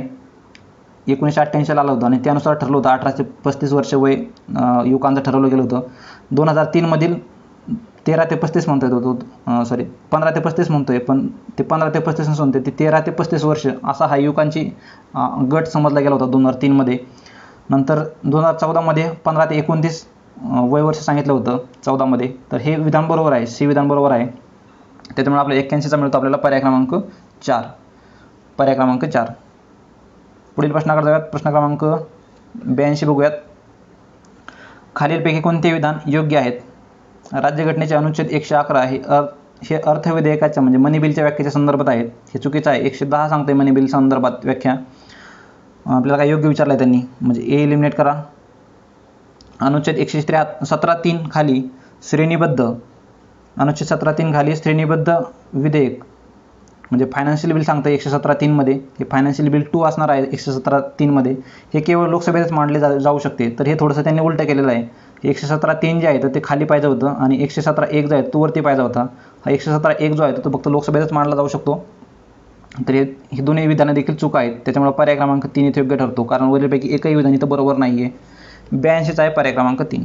पुढील प्रश्नाकडे जाऊयात. प्रश्न क्रमांक 83 बघूयात. खालील विधानांपैकी कोणते विधाने बरोबर नाहीत? अनुच्छेद 200 अन्वये राज्यपाल विधेयक राष्ट्रपतीच्या विचारार्थ राखून ठेवू शकतात. राष्ट्रपती विधेयक पुनर्विचारासाठी राज्य विधिमंडळाकडे परत पाठवण्यास राज्यपालास निर्देश करू शकतात. बरोबर आहे. आणि त्यांनी नाही विचारलं त्यांनी बरोबर कोणतं, तर जर ते विधेयक राज्य विधिमंडळाने पुन्हा दुरुस्तीसह अथवा दुरुस्तीशिवाय मंजूर करून पुन्हा राष्ट्रपतीकडे पाठवले तर राष्ट्रपतींना त्यास मंजुरी बंधनकारक आहे. हे चुकीचं आहे. राष्ट्रपतीवर मंजुरी ही त्यांची बंधनकारक नसते. त्याच्यामुळे पर्याय क्रमांक 3 येथे आपल्याला 83चा योग्य ठरतो. 83चा आहे पर्याय क्रमांक 3. पुढील प्रश्नाकडे जाऊयात. 84वा प्रश्न बघूयात. उच्च न्यायालयाचा न्यायाधीश म्हणून नेमणूक करण्याबाबत खालीलपैकी कोणता निकष चुकीचा आहे? उच्च न्यायालयाचा न्यायाधीश होण्यासाठी तर एक वेगळी तरतूद जी आहे तर ती राष्ट्रपतीच्या मध्ये ती व्यक्ती अग्रगण्य कायदेतज्ञ असली पाहिजे. ही तरतूद जी आहे सुप्रीम कोर्टासाठी आहे, ती हायकोर्टसाठी नाही आहे. त्याच्यामुळे 84चा आपल्याला पर्याय क्रमांक 3 हा रॉंग आहे किंवा चुकीचा आहे मिळतो. 84चा आहे पर्याय क्रमांक 3. पुढील प्रश्नाकडे जाऊयात. 85वा प्रश्न बघूयात. राज्याकडून चालवल्या जाणाऱ्या किंवा राज्य निधीतून सहाय्य मिळत असलेल्या कोणत्याही शैक्षणिक संस्थेत कोणत्याही नागरिकास केवळ धर्म, वंश, जात, भाषा किंवा यापैकी कोणत्याही कारणास्तव प्रवेश नाकारला जाणार नाही. म्हणजेच काय तर त्या शैक्षणिक संस्थेमध्ये प्रवेश नाकारला जाणार नाही. तर अशी तरतूद कशामध्ये आहे तर ती दिलेली आहे 29 मध्ये, कलम 29 मध्ये दिलेली आहे. कलम 30 मध्ये काय सांगतात तर ते एज्युकेशनल इन्स्टिट्यूशन जे असतात शैक्षणिक संस्था हा मायनॉरिटीजला इस्टॅब्लिश करण्याचा किंवा स्थापन करण्याचा अधिकार हा 30 मध्ये सांगितलेला आहे. 16 आणि 28 तर काही संबंधच येत नाही. 29 आणि 30 मध्ये कन्फ्युजन होऊ शकतं. तर 29 मध्ये या बेसिसवर तुम्हाला डिस्क्रिमिनेट करता येणार नाही किंवा एक प्रकारे त्यांना प्रवेश नाकारता येणार नाही. तर ते 29 मध्ये सांगितलेलं आहे. 86वा प्रश्न बघूयात. स्थानामध्ये झालेल्या बदलाबाबतची खालील विधाने विचारात घ्या. 47 मुळे संविधान सभेत म्हणजे कॉन्स्टिट्यूंट असेंब्ली जी होती त्याच्यामध्ये काय काय फरक पडले बाबा, तर असं विचारलेलं आहे त्यांनी. तर पहिलं विधान सांगते संविधान सभा पूर्ण सार्वभौम संस्था बनली, म्हणजे काय सोव्हरेन असेंब्ली बनली ती. संविधान सभा ही स्वतंत्र भारताची पहिली संसद बनली. नीट लक्षपूर्वक बघा. पॉलिटिक्सचा एकही प्रश्न चुकता कामा नये. आपण सायन्समध्ये आपण थोडीशी हॅगे केली तरी चालेल, पण पॉलिटीमध्ये बिलकुल हॅगे चालणार नाही. एकही प्रश्न चुकलेला चालणार नाही आपल्याला. आणि खूप सोपे प्रश्न होता पॉलिटीचे. तर संविधान सभा ही पूर्ण सार्वभौम संस्था बनली. नंतर दुसरं काय स्टेटमेंट आहे, स्वतंत्र भारताची पहिली संसद बनली. आणि तिसरा स्टेटमेंट सांगतोय जेव्हा संविधान सभा विधिमंडळ संस्था म्हणून भरत असे तेव्हा तिच्या अध्यक्षस्थानी डॉक्टर राजेंद्र प्रसाद असत. आणि चौथं स्टेटमेंट सांगतोय संविधान सभेची सदस्य संख्या 389च्या तुलनेने 299 पर्यंत कमी झाली ती. तर आपल्याला बघा एखादं तुम्हाला वाटलं की एकही स्टेटमेंट आपल्याला येत नाही, थोडंसं डीपमध्ये गेलं तर तुम्हाला जाणून येईल. हे खूप वेळा वाचलेलं असेल तुम्ही की संविधान सभा जेव्हा ही विधिमंडळ म्हणून भरत असेल तर त्यावेळेस राजेंद्र प्रसाद नव्हते. ती घटनात्मक जेव्हा भरत असेल तर त्यावेळेस राजेंद्र प्रसाद होते. पण विधिमंडळ भरत असेल तर ती जी.व्ही. मावळंकर जे होते तर ते बसत होते तिथं, ते अध्यक्षस्थानी होते. त्याच्यामुळं पर्याय क्रमांक जो क विधान जे आहे तर ते चुकीचं ठरतं. आपण क विधान जर इलिमिनेट जरी केलं तरी आपल्याला पर्याय क्रमांक 3 हा सहजरित्या इथं मिळून जातो. त्याच्यामुळे पर्याय क्रमांक 3 इथं योग्य ठरतो. अ, ब, ड बरोबर आहे. फक्त क विधान जे आहे तर ते राजेंद्र प्रसादच्या जागेवर, यांच्या नावाच्या जागेवर ग. मावळंकर, जी.व्ही. मावळंकर जर असतं, गणेश वासुदेव मावळंकर, तर हे विधान सत्य ठरलं असतं. तर सध्याच्या प्रश्नामध्ये संबंधित विधान अ, ब आणि ड ही विधाने बरोबर आहेत. त्याच्यामुळं प्रश्न येत जरी नसाल तर तुम्ही पूर्ण वाचून घेणं गरजेचं आहे. प्रश्न एखादा तरी तुम्हाला स्टेटमेंट येत असेल तर एक इलिमिनेट केला तर ह्याचा समजा एकाला जरी माहीत असतं हा राजेंद्र प्रसाद चुकीचा आहे, तर त्यांनी इलिमिनेट केला तर बरोबर ते पर्याय क्रमांक 3 पर्यंत तो गेला असता. पुढील प्रश्न क्रमांक 22. 1978च्या 44व्या घटनादुरुस्ती अधिनियमाद्वारे राष्ट्रीय आणीबाणीच्या संदर्भात खालीलपैकी कोणती तरतूद केलेली नाही? बघा नाही, मग असं सांगितल्याप्रमाणे निगेटिव्ह स्टेटमेंट हे नाहीला पहिलं आपलं क्लिक करून ठेवणं. आणि कोणत्या घटनादुरुस्तीबद्दल विचारते ते 44व्या घटनादुरुस्तीबद्दल. आता खाली बरेचसे बदल दिलेले आहेत. तर 44व्या घटनादुरुस्तीचा तुम्ही एक अभ्यास केलेला असेल थोडाफार तर तुम्हाला जाणून होईल की 44व्या घटनादुरुस्तीने जेवढे काही बदल केलेले आहेत की 42ला रिटर्न करण्यासाठीचे केलेले आहेत. म्हणजे इंदिरा गांधीचं ज्यावेळेस सरकार होतं त्यावेळेस 42वी घटनादुरुस्ती झाली होती 76ला, आणि नंतर अपोजिशनचं सरकार आलं ते 1978ला. नंतर इंदिरा गांधीने जेवढे काही त्यांची इमर्जन्सी लावण्यासाठी जेवढे काही नियम बनवले होते किंवा काही तरतुद्या केल्या होत्या 42व्या घटनादुरुस्तीनंतर, तर सगळ्या 44व्या घटनादुरुस्तीनंतर मागे घेण्यात आलेल्या होत्या. म्हणजे 44 आणि 42 एकमेकांना एक विरोध असल्यासारखं ते विरोधी स्टेटमेंट असतं. त्याच्यामध्ये दोघांमध्ये जर तुलना केली तर इथं आपण थोडंसं विधान वाचून बघितली तर आपल्याला 22 जर पर्याय क्रमांक हा 4 मिळतो. इथं जर संसदेच्या कोणत्याही सभागृहाने आणीबाणीच्या घोषणेला विरोध करणारा अथवा आणीबाणी चालू ठेवण्यास विरोध करणारा ठराव कोणत्याही वेळा मंजूर केला तर राष्ट्रपतींनी आणीबाणी मागे घेण्याची घोषणा करणे आवश्यक असते. तर हे विधान चुकीचं आहे बघा. म्हणजे हे विधान ही तरतूद त्याच्यात केलेलीच नव्हती. पर्याय क्रमांक 4 इथं योग्य ठरतो. 22चा पर्याय क्रमांक 4. पुढील प्रश्न क्रमांक 23. खालील विधाने विचारात घ्या. मूळच्या राज्यघटनेत उपराष्ट्रपतीची निवड संसदेच्या दोन्ही सभागृहाच्या संयुक्त बैठकीत व्हावी अशी तरतूद होती.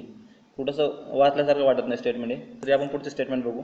1961च्या 11व्या घटनादुरुस्तीने उपराष्ट्रपतीची निवडीची पद्धत बदलण्यात आली. आणि विधान सांगतो उपराष्ट्रपतीची निवड दोन्ही सभागृहाच्या केवळ निर्वाचित सदस्याच्या निवड मंडळाकडून केली जाते. थोडंसं आता हे केवळ वगैरे शब्द किंवा इथं ओनली जर बघितलं तुम्ही, president elected by the members of the electoral college consisting of the elected members only, तर हे ओनली वगैरे थोडे स्टेटमेंट धोकादायक असतात. त्याच्यामुळे थोडंसं यांच्याकडे आवर्जून लक्ष देणं गरजेचं असतं. आपले एक प्रमुख पाहुणे असल्यासारखं त्यांच्याकडे आवर्जून लक्ष देणं आपल्याला एक गरजेचं असतं, विशेष लक्ष. त्या केवळकडे थोडंसं जास्त लक्ष ठेवायचं. तर केवळ निर्वाचित सदस्यांच्या निवडी मंडळातून केली जाते. आणि विधान ड सांगतोय निवड मंडळ इलेक्टोरल कॉलेज अपूर्ण होते या कारणास्तव उपराष्ट्रपतीच्या निवडणुकीला आव्हान देता येत नाही. म्हणजे त्याला काय ज्युडिशियल रिव्ह्यू नाही, असं प्रकार चॅलेंज करता येत नाही कोर्टमध्ये, असं सांगायचं त्याला. तर आपल्याला त्यांनी काय विचारलं इथं, तर देता येत नाही. तर वरील विधाने बरोबर कोणते आणि चूक कोणते असं विचारलेलं आहे त्यांनी. थोडंसं आपण काळजीपूर्वक लक्ष देऊन बघितलं तर आपल्या इथं अ, ब आणि ड विधाने बरोबर दिसतात. फक्त उपराष्ट्रपतीचे केवळ शब्द त्याच्यामुळे इथं क चूक ठरतं बघा ते. त्याच्यामुळं अ, ब, ड बरोबर आहेत, पण क हे विधाने चूक आहे. पर्याय क्रमांक 3 इथं योग्य मिळतो. त्याच्यामुळे 23चा जो आहे पर्याय क्रमांक 3 इथं योग्य मिळतो. पुढील प्रश्न क्रमांक 24. महाराष्ट्राच्या राज्यपालाबाबत खालीलपैकी कोणते विधान सत्य आहे?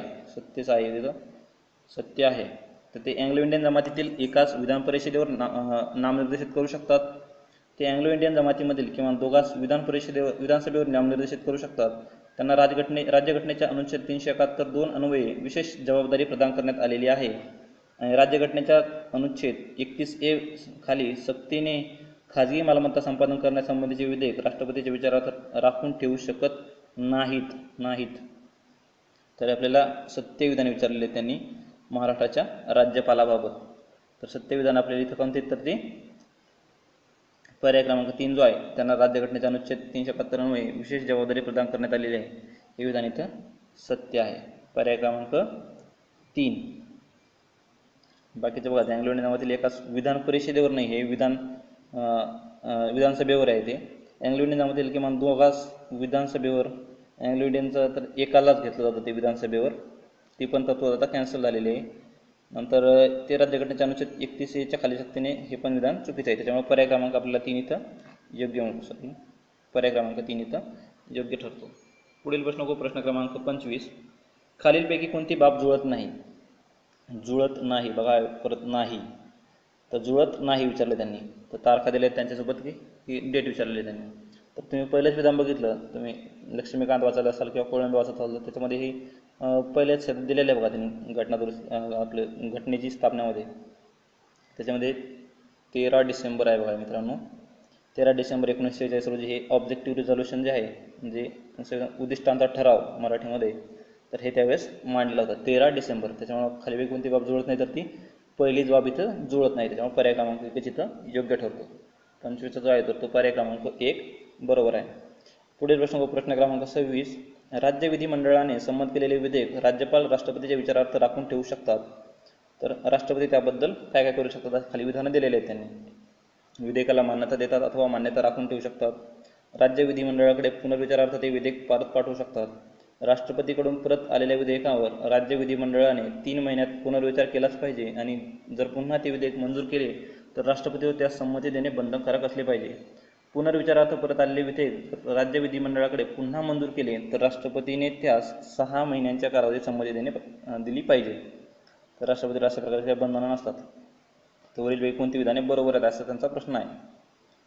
तर आपण थोडंसं बघितलं तर ते अ आणि ब विधाने जे आहेत तर ही योग्य दिसतात आपल्याला इथं, पण ही शेवटची क आणि ड विधाने चुकीची आहेत इथं. त्याच्यामुळे पर्याय क्रमांक 1 हा इथं योग्य ठरतो. पर्याय क्रमांक 1 अ आणि ब बरोबर आहेत ती. पुढील प्रश्न क्रमांक 27. भारतात न्यायालयीन पुनर्विलोकन म्हणजे ज्युडिशियल रिव्ह्यू डॅश डॅश सुचवितो. काय सुचवतो ज्युडिशियल रिव्ह्यू? तर कायद्याची आणि कार्यकारी आदेशांची घटनात्मकता घोषित करण्याचा न्यायालयीन अधिकार. म्हणजे एखादा कायदा वगैरे बनला, कानून बनला, तर तो घटनात्मक आहे का, घटनेला धरून आहे का, हे चेक करणं ह्यालाच न्यायालयीन पुनर्विलोकन असं म्हटलं जातं. त्याच्यामुळे पर्याय क्रमांक 1 इथं योग्य ठरतो. पुढील प्रश्न क्रमांक 28. खालील विधानांपैकी कोणती विधाने भारतीय राज्यघटनेत तरतूद म्हणून समाविष्ट केलेली आहेत बघा, नीट लक्ष द्या याच्याकडं. नेहमी निगेटिव्ह म्हणून तुम्ही बरोबरही चुकीचं करून टाकता. तरतूद केलेली आहेत. तर राज्याचा राज्यपाल म्हणून नियुक्त होणारी व्यक्ती ही भारतीय संघातील इतर दुसऱ्या राज्याची रहिवासी असली पाहिजे. देशाच्या धर्मनिरपेक्ष वैशिष्ट्याची खात्री देण्यासाठी सर्वोच्च न्यायालयातील किमान एक न्यायाधीश हा मुस्लिम असला पाहिजे, असं काही नाही ते, त्यामुळे हे चुकीचंच आहे. संसदेच्या लोकलेखा समितीचा अध्यक्ष हा विरोधी पक्षाचा असला पाहिजे, तर घटनेत असं काही सांगितलेलं नाही आहे. तर याचं योग्य उत्तर आहे वरीलपैकी एकही नाही. पर्याय क्रमांक 3 ठरतं. वरीलपैकी एकही बरोबर नाही. हे चुकीचं आहे. बाहेर दुसऱ्या राज्यात रहिवासी असलं पाहिजे अशी काही घटनेत तरतूदच नाही ती. त्याच्यामुळे हे वरीलपैकी एकही विधान इथं बरोबर नाही, म्हणजे एकही विधाने तरतूद नाही केलेली ती. तेव्हा पर्याय क्रमांक 3 इथं योग्य मिळतो. पुढील प्रश्न क्रमांक 29. खालील विधाने विचारात घ्या. नुकत्याच ओडिशा विधानसभेने विधान परिषद निर्माण करण्याबाबत ठराव मंजूर केला आहे. सध्या 5 राज्यांना विधान परिषद आहे. केरळ आणि गुजरातमध्ये विधान परिषद निर्माण करण्यासंबंधीचे प्रस्ताव संसदेमध्ये प्रलंबित आहेत. विधान परिषदेचे 112 सदस्य हे नोंदणीकृत पदवीधरांकडून निवडून आलेले असतात. तर बघा करंटचा प्रश्न म्हणता येईल बघा. सध्या पण मध्य प्रदेश जो आहे हा पण डिमांड करत आहे आपले लेजिस्लेटिव्ह काउन्सिलसाठी. सध्या सरकार बदलल्यामुळं मे बी ते कॅन्सल होऊ शकतं, पण त्याने डिमांड केली होती आम्हाला लेजिस्लेटिव्ह काउन्सिल असावी म्हणून. तर ह्या संबंधित प्रश्नामध्ये बघितलं आपण तर ड विधान तर ते बरोबरच आहे. 112 सदस्य पदवीधरकडून निवडले जातात.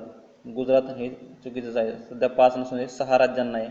7 झालं असतं बघा, पण ते जम्मू काश्मीर हे झाल्यामुळे विभक्त झाल्यामुळं जम्मू काश्मीरचे पण बरखास्त झालेले आहे. त्याच्यामुळं सध्या जी 6 राज्यांनाही विधान परिषद आहे. पण त्यावेळेसच्या ह्याच्यानुसार बघितलं आपण तर 29व्या प्रश्नाचं आपल्याला योग्य उत्तर मिळतं इथं 4 अ आणि ड विधाने बरोबर आहेत. पर्याय क्रमांक 4 ओडिशा विधान परिषद निर्माण ठराव मंजूर केलेला आहे आणि ड विधाने बरोबर आहेत. त्याच्यामुळे पर्याय क्रमांक आपल्याला 4 इथं योग्य मिळतो. पुढील प्रश्न क्रमांक 30. खालीलपैकी कोणती विधाने चुकीची आहेत? बघा चुकीची आहेत. पहिलं आपलं काम आहे चुकीचीला राऊंड करून ठेवणं. तुम्ही पेपर आता सोडत असालच तुम्ही, तर प्रॅक्टिस क्वेश्चन पेपर, तर त्याच्यामध्ये हे ट्रिक आत्ताच तुम्ही इम्प्रूव्हमेंट करत चला तुमच्यामध्ये. आपल्याला कोणती ट्रिक वापरण्याची आहे किंवा असे वर्ड राऊंड वगैरे करायचे सर, तर हे आत्ताच तुम्ही करणं गरजेचं आहे. तर कोणती विधाने चुकीची आहेत त्याची झालं. लोकसभेत अविश्वास ठराव कोणत्या कारणावर आधारित आहे स्पष्ट करावे लागते.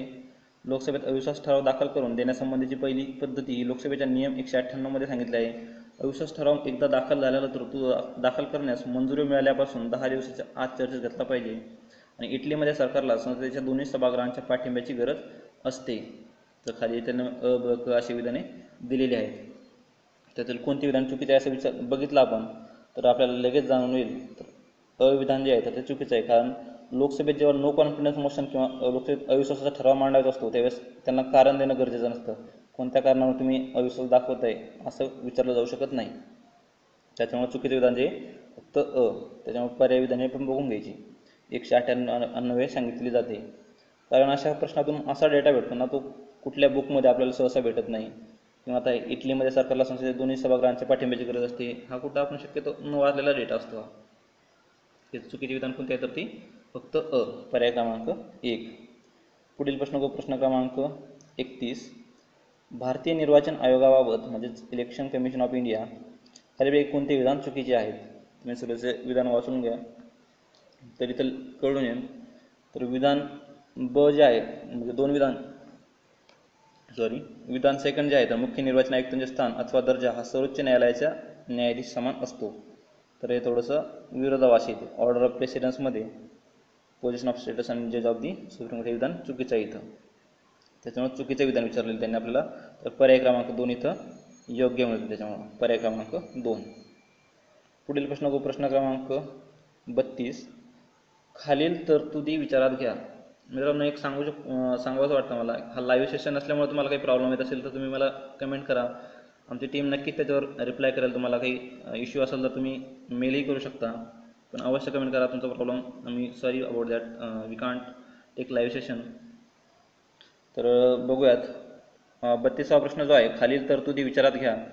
32वा प्रश्न काय तर ते, भारतीय राज्यघटना अनुच्छेद 21 नुसार कोणत्याही व्यक्तीचे जीवित किंवा व्यक्तिगत स्वातंत्र्य कायद्याच्या योग्य प्रक्रियेशिवाय हिरावून घेतले जाणार नाही.